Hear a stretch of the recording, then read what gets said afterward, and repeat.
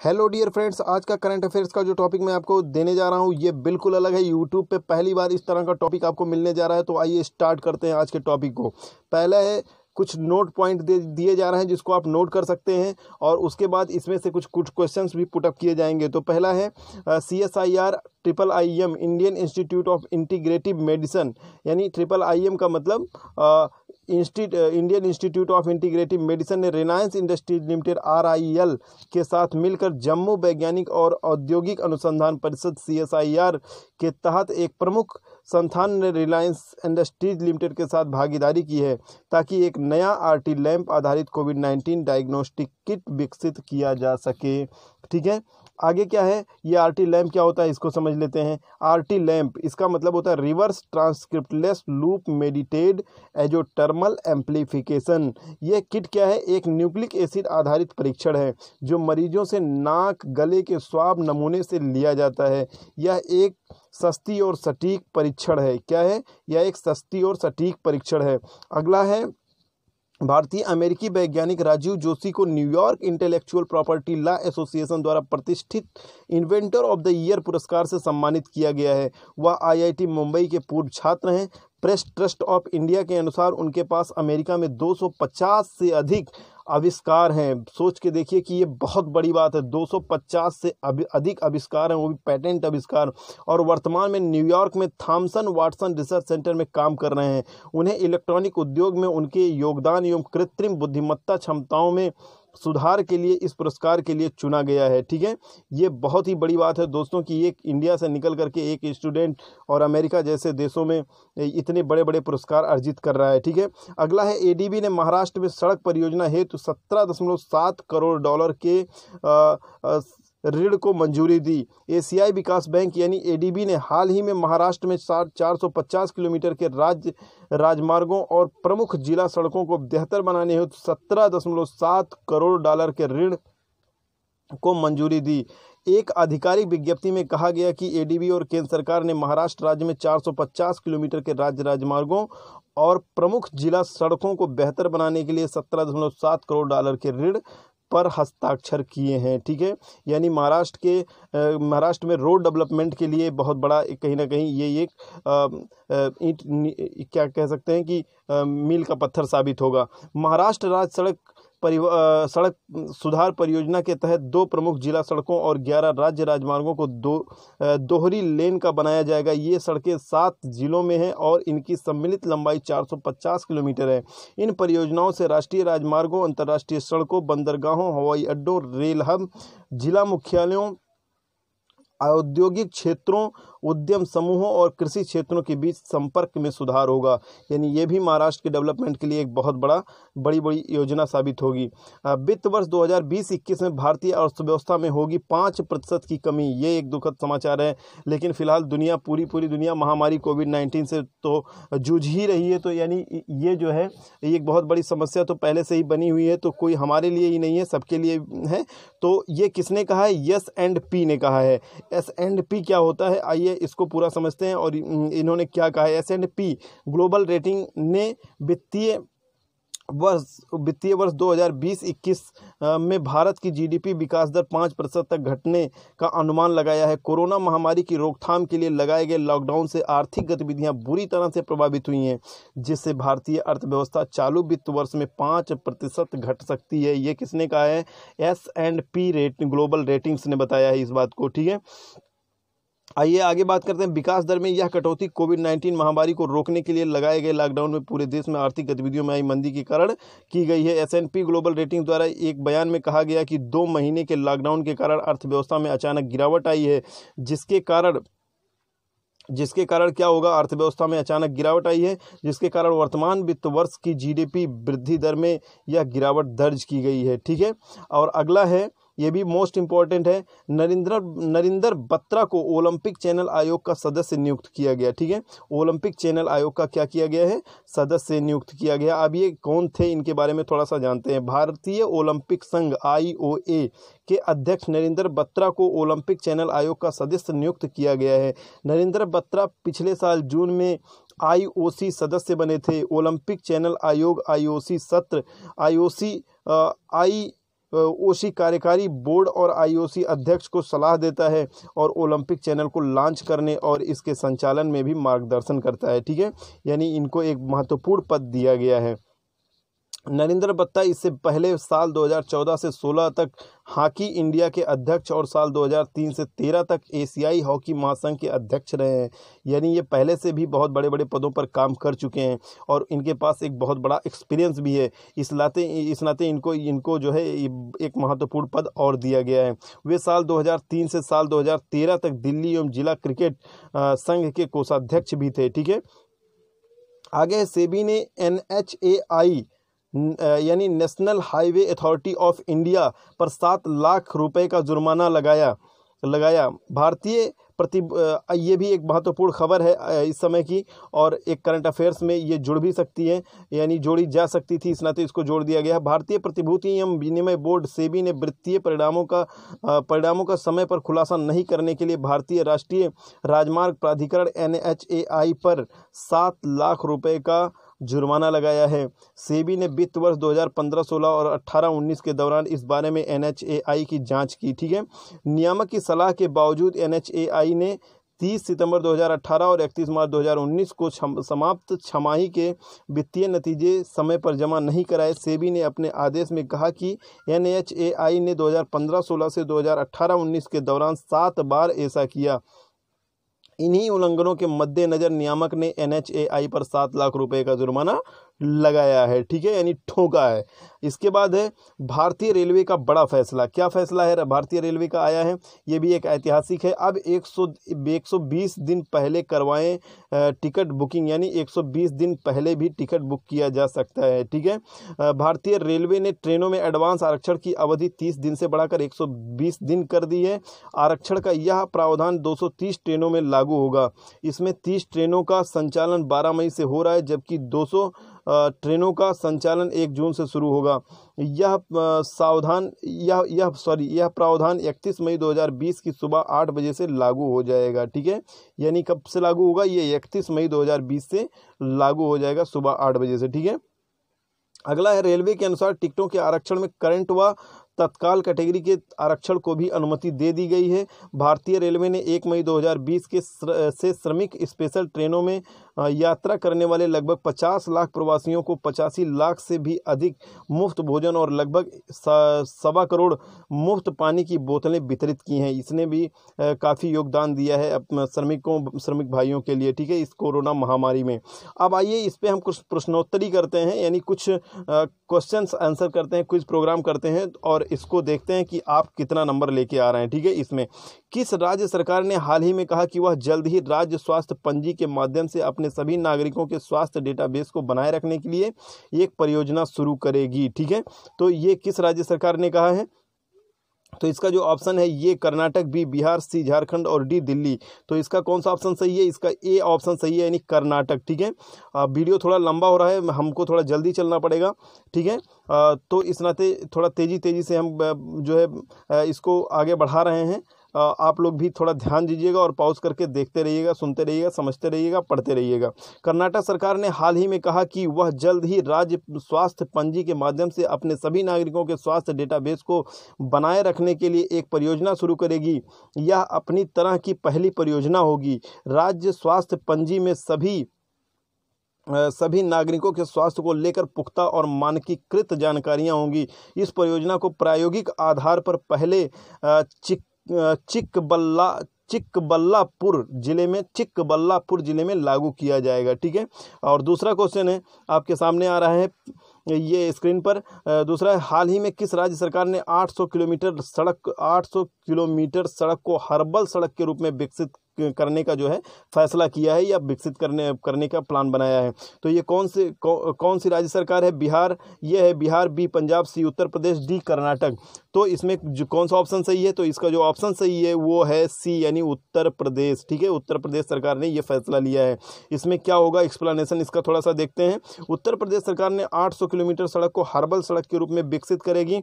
इन सड़कों के दोनों तरफ औषधि हर्बल पेड़ होंगे। इन हर्बल सड़कों पर ब्राह्मी, अश्वगंधा और जट्रोफा सहित पीपल, नीम, सहजन के पेड़ होंगे।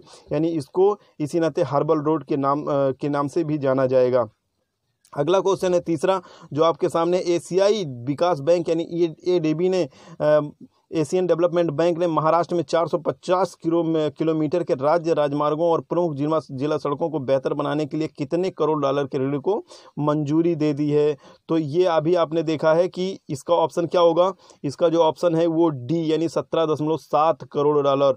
ठीक है, और इसका डिटेल भी एक्सप्लेनेशन भी हम पहले से ही देख चुके हैं, पढ़ चुके हैं, लेकिन एक बार फिर से देख लेते हैं। इन सड़कों में 7 जिलों में स्थित 11 राज्य राजमार्ग शामिल हैं। इस ऋण के तहत राज्य सरकार के सार्वजनिक कार्य विभाग के कर्मचारियों को प्राकृतिक आपदा से सड़कों को बचाने हेतु विशेष प्रकार के डिजाइन तैयार करने और आपदा के समय इन सड़कों की देखभाल के बारे में प्रशिक्षण भी दिया जाएगा।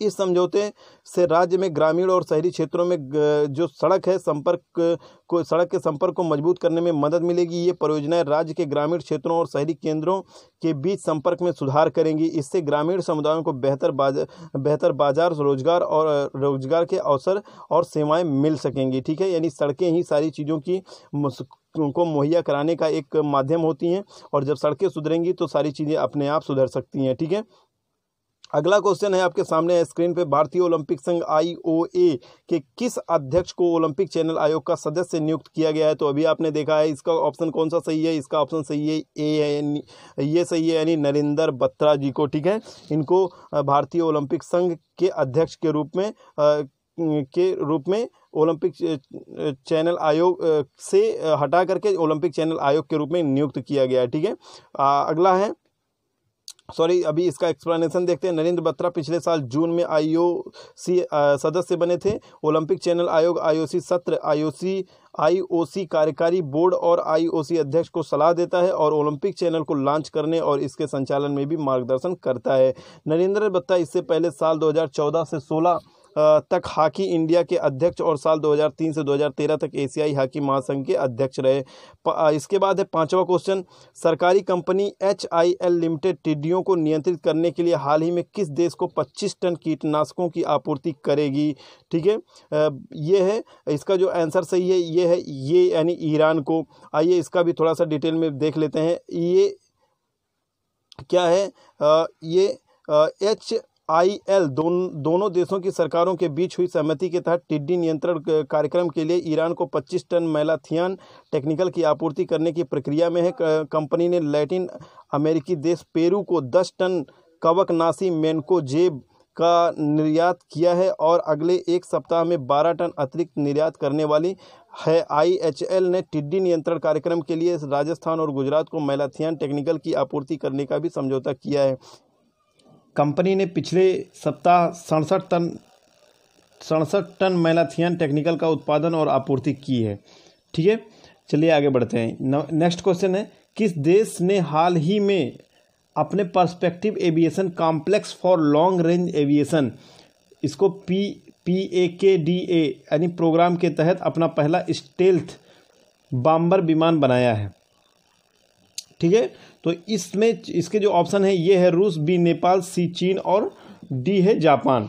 तो इसका कौन सा ऑप्शन सही है, इसका जो ऑप्शन ये है ये बिल्कुल सही है। ठीक है, यानी रूस। ठीक है, तो आइए इसको थोड़ा सा एक्सप्लेन करके देख लेते हैं।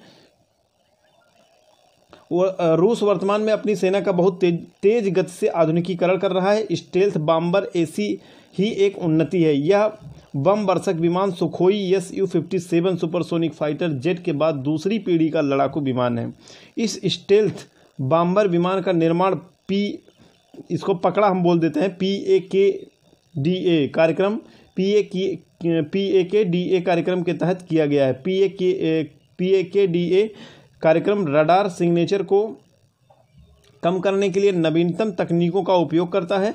भारत रूस के सबसे बड़े रक्षा साझेदारों में से एक है, इसलिए भारत के लिए एक अच्छी और बड़ी खबर है। ठीक है, अब आगे देखते हैं अगला क्वेश्चन क्या है। 7वां है, S&P ग्लोबल रेटिंग्स ने वित्तीय वर्ष 2020-21 में किस देश की GDP विकास दर 5% तक घटाने का अनुमान लगाया है। ठीक है, ये बहुत बड़ी बात है। तो ये इसके जो ऑप्शन है ये है नेपाल, B चीन, C भारत और D रूस।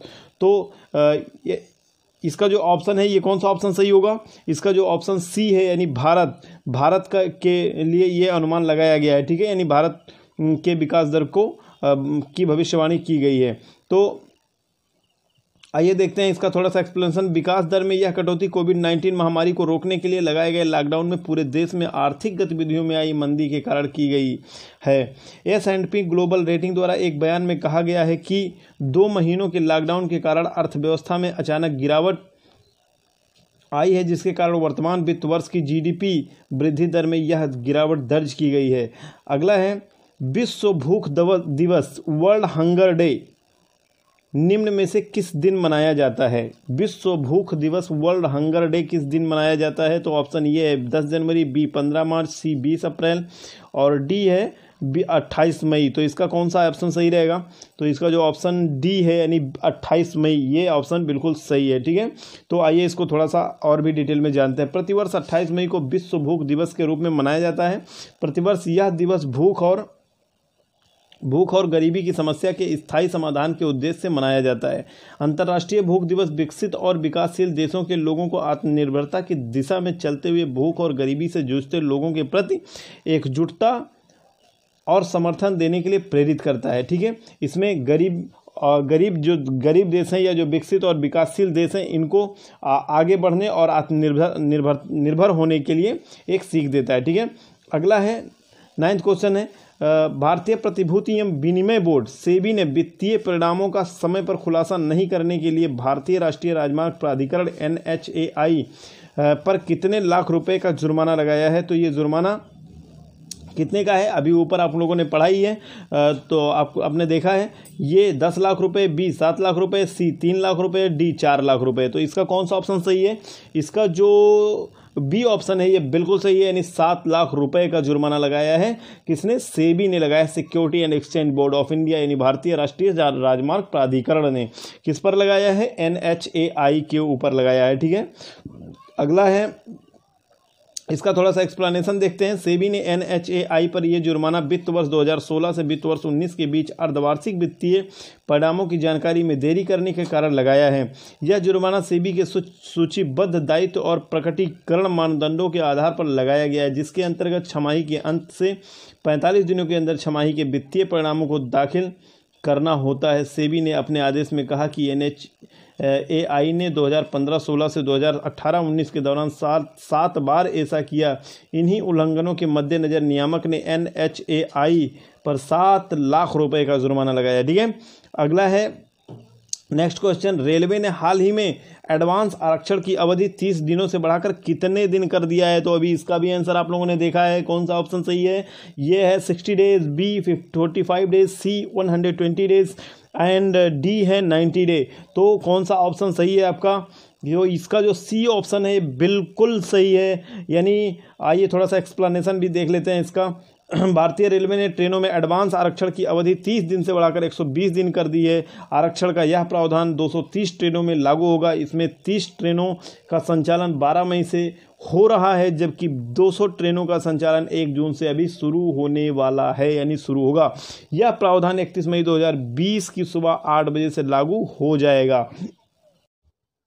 और अब है क्वेश्चन नंबर 11 जो आपको प्रश्न और उत्तर के रूप में प्रस्तुत किया जा रहा है। हाल ही में सुर्खियों में रही पुंटियन सैंक्टस किसकी प्रजाति है? तो हाल ही में तमिलनाडु के बेलंकन्नी में कोल्लम स्थित कॉलेज से जूलॉजी डिपार्टमेंट के प्रमुख द्वारा एक नई सिल्वर फिश प्रजाति की खोज की गई है। यह छोटी मीठे पानी की मछली परिवार साइप्रिनिडे से संबंधित है और इसे पुंटियन सैंक्टन नाम दिया गया है।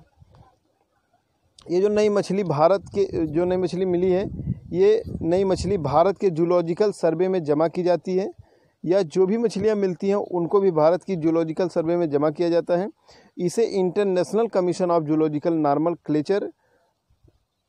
नॉमनक्लेचर इसको यहाँ पे नॉर्मनक्लेचर है, ये नॉमनक्लेचर के जू बैंक के साथ पंजीकृत किया गया है। तो ये रही आज की वीडियो और आज के करंट अफेयर्स। और आज का current affairs most important current affairs है, इसको आप नोट डाउन ज़रूर कीजिएगा, क्योंकि ये इसमें जो है बहुत सारी ऐसी चीज़ें हैं जो एजुकेशनल डिपार्टमेंट के हायर क्लासेस से संबंधित हैं। ठीक है, तो मुझे लगता है ये बहुत ही इंपॉर्टेंट है। Wish you all the best. Thank you. जय हिंद, जय भारत।